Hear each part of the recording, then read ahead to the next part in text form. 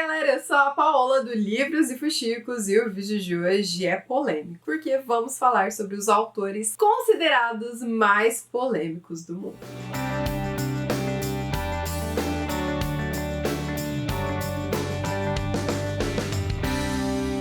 Quando o negócio é polêmica, vocês amam. Esse foi um tipo de vídeo que vocês pediram muito para que a gente produzisse aqui no quadro de curiosidades literárias. Nós já falamos de algumas das obras mais polêmicas e aí resolvemos falar dos autores em específico. A grande ideia desse vídeo é nós conversarmos sobre o seguinte: tem como separar livro de autor? Particularmente, eu acho que não existe uma resposta certa para esse tipo de questionamento. Vai muito da experiência de cada leitor. Existem autores, quando a gente descobre certas polêmicas por trás deles, a gente não quer ver esse autor assim, pintado de ouro. Existem algumas obras que sempre vão fazer parte da nossa história como leitor, então vai ter aquele apego emocional e nós vamos nos forçar a separar a obra de autor. E vai ter aquele autor, aquela obra que a gente não vai saber mais o que fazer. Tá tudo bem. Hoje eu acho que a grande questão é que nós temos acesso à informação. Então nós não precisamos seguir um bando. A gente precisa criar um senso crítico com nós mesmos, com a nossa consciência, repassar as problemáticas de cada autor, de cada obra e crescer através delas. Usá-las para ter um senso crítico cada vez mais afiado e sermos desafiados também a descobrir os nossos limites. Mas sempre focando em consciência social. Porque se é para ler e só pensar no seu umbigo, esquecer que o mundo é muito maior do que você, aí meu querido, de que adianta ler, né? Se o sinônimo de leitura é empatia?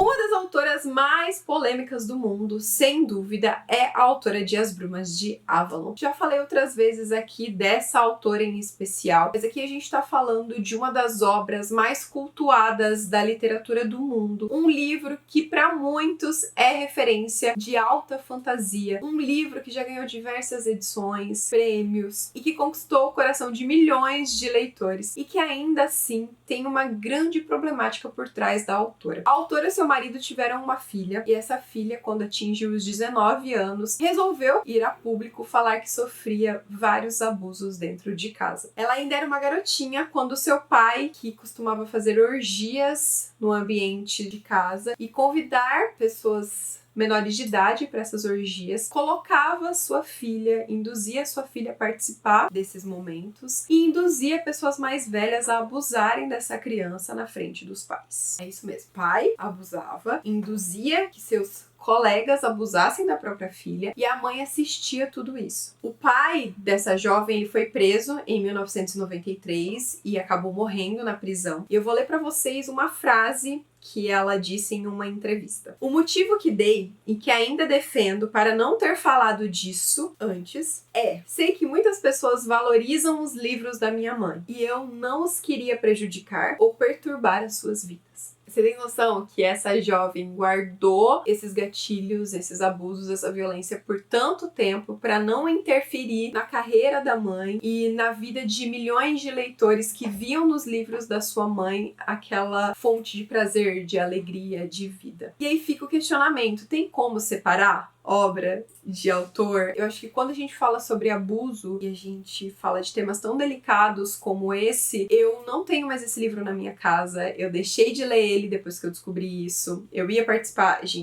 eu e uma colega aqui do YouTube, nós íamos fazer um projeto de leitura juntos dessa história e nós fomos pesquisar mais sobre a autora e descobrimos isso, então a gente cancelou o projeto de leitura, eu dei fim no livro, eu excluí o e-book que eu já tinha comprado do meu Kindle, eu não quero mais ver essa história e toda vez que eu vejo ela ou eu vejo alguém falando, eu lembro disso, então virou um gatilho pra mim. Assim, gente, nesse caso em especial, na minha percepção, é impossível separar. Só que eu acredito que quem leu esse livro antes de saber disso, quem sempre amou essa história, vai continuar carregando as emoções da leitura, o carinho da leitura, mas é impossível você separar o fato de que essa autora, ela praticou violência, ela abusou da sua própria filha. Uma autora que também tem o seu nome envolvido a diversas polêmicas e é considerada uma autora extremamente polêmica ao redor do mundo é a autora de Segundo Sexo. A Simone é considerada a precursora do feminismo. Muitas das suas obras abordam a igualdade de gênero de uma forma muito forte e que revelam pontos sociais e discussões sociais extremamente valiosas. Aqui uma grande polêmica envolvendo o nome da autora surgiu em 1977, quando 3 homens foram indiciados por abusarem de menores. Nesse caso de jovens com 11 a 14 anos. Criou-se um movimento depois disso para diminuir a idade de consentimento e a autora, que já tinha tido alguns episódios envolvendo relações proibidas com crianças, foi uma das apoiadoras desse movimento. A autora também chegou a ser proibida de dar aula em diversas escolas por causa dos seus envolvimentos com crianças e jovens. E também tem um dos casos mais famosos que foi exposto pela Bianca, que chegou a escrever um livro falando que a autora, que na época era professora da Bianca, obrigou essa jovem a ter relações sexuais com ela durante 2 anos e nas vésperas de um ataque nazista de 1940 ela abandonou a jovem, que no caso é uma jovem judia. Então sim, é uma autora que tem o seu nome envolvido com vários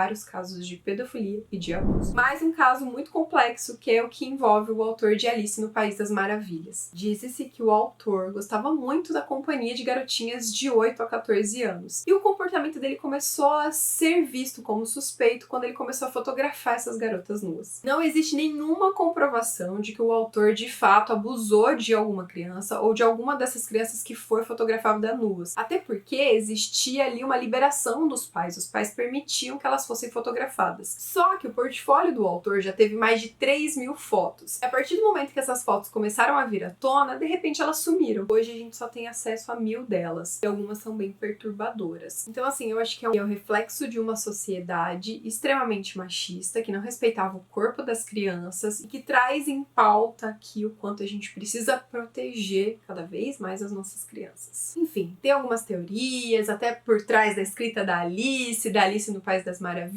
Tem pessoas que ficam lendo e relendo o livro para tentar achar aqui alguns pontos que podem ser complicados e que poderiam provar alguns comportamentos relacionados à pedofilia e abuso por parte do autor, mas, de novo, não tem nenhum caso provado. Ainda assim, o nome dele é considerado um dos nomes mais polêmicos da literatura, principalmente por causa das fotos, que são de fácil acesso e que são, como eu já disse, complicadas. Monteiro Lobato é um autor que já foi excluído da leitura obrigatória de diversas escolas do Brasil por causa do racismo presente nas suas histórias e por elas poderem influenciar negativamente as nossas crianças. Por isso que é muito importante a gente estar atento ao que as nossas crianças estão consumindo como literatura e entretenimento. Já falei outras vezes sobre o Monteiro Lobato e sobre trechos racistas dos livros dele, mas vale lembrar que o autor, ele fazia parte de um movimento eugênico do Brasil, que era a favor da raça ideal. Além disso, o autor também já elogiou publicamente um movimento dos Estados Unidos que era considerado por ser um movimento terrorista que saía à caça e matava pessoas negras. Nicholas Sparks é outro autor que tem o seu nome envolvido e diversas polêmicas. Muitas delas que foram expostas em 2016 até fizeram que o autor sumisse das suas redes sociais, sumisse de alguns programas, parasse de receber alguns convites. Se a gente for ver hoje a quantidade de livros do autor que é publicada é muito menor, a mídia por trás dele, que ele realmente começou a ser boicotado. Ele tem alguns casos jurídicos de acusação de racismo, homofobia e antissemitismo. E em 2016, o diretor da escola na época levantou o ponto de que existiam poucos alunos negros na escola. De 514 alunos, apenas 2 eram negros. E as desculpas do Nicholas Sparks para isso foram extremamente racistas e acabou se gerando um movimento que levantou outras falas problemáticas do autor, outros posicionamentos extremamente preconceituosos e desencadeou vários processos até relacionados com os próprios alunos dessa escola que levantaram o ponto de que já tinham sido assediados pelo autor. Enfim, o autor tem várias acusações muito sérias, mas também tem vários processos que estão na justiça sendo avaliados. E fica aquilo, né? Quanto mais a gente pesquisa sobre o nome dele, mais a gente encontra sobre esses processos, principalmente envolvendo pessoas que trabalharam no colégio que ele é dono. Temos até aqui uma frase do Sparks que faz parte de um dos processos de racismo que ele está enfrentando. Ele chegou a dizer que alunos negros são muito pobres e não podem se dedicar aos trabalhos acadêmicos. Quando o diretor da época começou a questionar suas falas e alguns dos seus pontos, ele também alegou que o diretor tinha demência e que por causa disso ele nunca encontraria outro emprego. Muitas muitos trâmites profissionais aqui, mas, de novo, sempre envolvendo racismo e preconceito. Gente, esse aqui é o que mais me deixa chocada.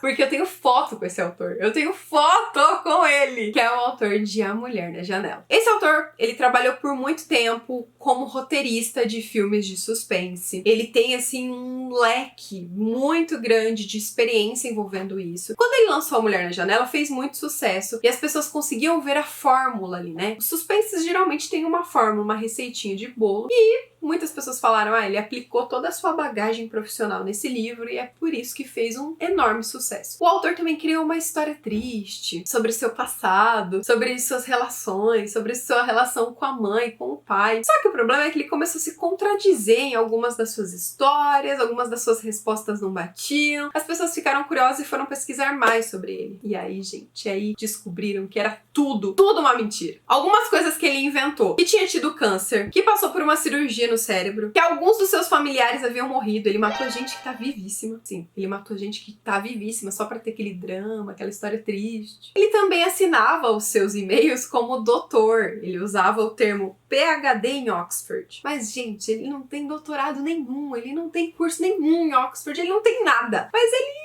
ali na cabeça dele, ele falou, eu sou um doutor e é isso aí. Quando eu conheci ele foi em uma Bienal, foi a Bienal que tava lançando Volte Pra Mim, teve um evento de parceiros com a Editora Arqueiro, e eu lembro, assim, que a gente tava num evento numa sala e ele entrou, assim, sabe? E ele todo emocionado, porque, né, leitor brasileiro, e bate palma, e grita, e tinha gente chorando, e ele, ai meu Deus, eu tô muito emocionado, e começou a falar que ele tava conversando com a mãe dele pouco tempo atrás, e aí foi ver, era tudo mentira, gente, tudo na vida desse homem era mentira. Ele construiu uma figura pra ele mesmo que era uma mentira. E sumiu depois disso, né? Depois que ele foi desmascarado aí das suas falsas alegações, nunca mais vimos nada sobre ele. Será que ele vai ter a cara de pau de voltar e falar, ai gente, tá bem uma mentidinha ali, mas tá tudo bem, vamos ler meu livro novo? O que vocês acham? Também temos um autor japonês muito conhecido pela obra Samurai X. Teve uma batida policial e aí encontraram dentro do computador desse autor muitos e muitos vídeos de pedofilia com adolescentes. Ele foi preso, foi indiciado pela polícia do Japão e em sua defesa ele disse que realmente se interessa por garotas em período do ensino médio japonês. Ele foi preso, teve que pagar uma fiança, depois disso a sua vida voltou ao normal. Algumas das consequências que ele enfrenta é que algumas editoras ocidentais não publicam mais as suas histórias, mas fora isso, ele segue sendo publicado, segue vendendo histórias que falam sobre jovens no ensino médio. Apesar de ter sido indiciado e preso por pedofilia, ele segue produzindo e vivendo da sua arte. E aí, gente, fica o questionamento. Sabemos ou não sabemos separar obra de autor? Conseguimos separar? O que vocês acharam? Lembrando que a grande maioria dessas informações que nós trouxemos aqui pra vocês não são conjurações. Nem sei se essa palavra existe. Mas são fatos. Fotos, indícios, prisões, idas ao tribunal. Você conseguiria, amor, separar obra de autor? Não sei, difícil. E vocês? O que vocês acham? Deixa aqui nos comentários que eu vou querer muito saber. E se vocês quiserem mais vídeos desse tipo aqui no canal, deixa bastante curtida, comenta também para que a gente possa fazer novas pesquisas. São temas sempre muito delicados de serem expostos, de falar. São temas que geram grandes gatilhos. E, enfim, são histórias que às vezes também envolvem com o meu emocional, então é complicado. Mas se vocês quiserem que a gente volte com uma parte 2 pra essa lista, comenta bastante que a gente vai pesquisar aí outros autores que possuem seu nome envolvido em polêmica. E é isso, gente. Espero que vocês tenham gostado do vídeo e a gente se encontra no próximo vídeo do Livros e Fuxicos. Beijo e até mais. Tchau!